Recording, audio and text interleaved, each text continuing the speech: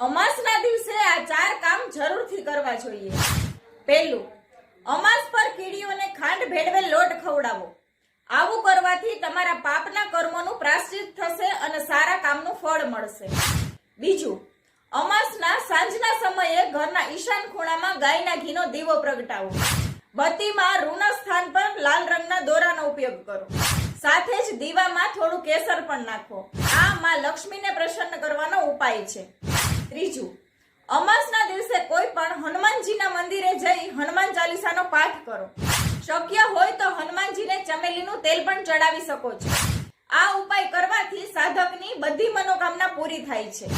ચોથું, અમાસની રાત્રે લગભગ 10 વાગે નાઈને પીળા રંગના કપડાં પહેરી તેના ઉત્તર દિશા તરફ મોં કરીને ઊન કે કુશના આસન પર બેસી જાઓ।